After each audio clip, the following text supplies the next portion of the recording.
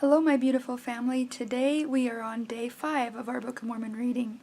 We're coming along. We have a little bit of storytelling to do to get to where we're going to read next.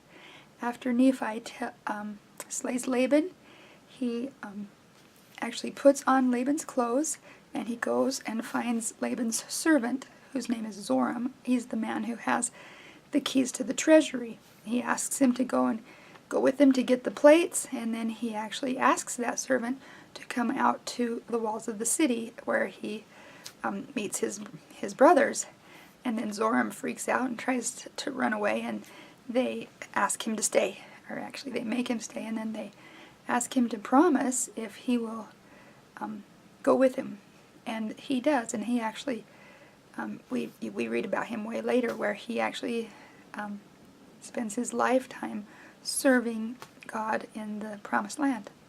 So anyway, and then they head back to their mom and dad, to Lehi's tent in the wilderness. Meanwhile, Sariah, the mother, is starting to be afraid that her boys are never coming back, and she starts to really worry. And so she calls her husband a visionary man, and Lehi answers, I am a visionary man because I have visions, and I'm grateful for them, So anyway, we will read starting there. We will be reading 1 Nephi chapter 5. We'll be reading 1 Nephi chapter 5, verses 7 through 22. And when we had returned to the tent of my father, behold, their joy was full, and my mother was comforted. And she spake, saying, Now I know of a surety that the Lord hath commanded my husband to flee into the wilderness. Yea, and I also know of a surety that the Lord hath protected my sons and delivered them out of the hands of Laban, and given them power whereby they could accomplish the thing which the Lord hath commanded them. And after this manner of language did she speak.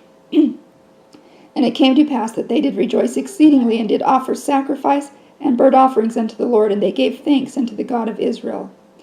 And after they had given thanks unto the God of Israel, my father Lehi took the records which were engraven upon the plates of brass, and he did search them from the beginning.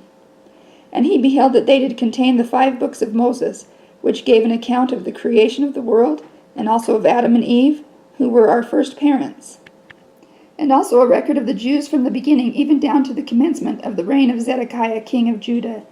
And also the prophecies of the holy prophets from the beginning, even down to the commencement of the reign of Zedekiah, and also many prophecies which have been spoken by the mouth of Jeremiah. And it came to pass that my father Lehi also found upon the plates of brass a genealogy of his fathers, wherefore he knew that he was a descendant of Joseph, yea, even that Joseph who was the son of Jacob, who was sold into Egypt, and who was preserved by the hand of the Lord, that he might preserve his father, Jacob, and all his household from perishing with famine. And they were also led out of captivity and out of the land of Egypt by that same God who had preserved them.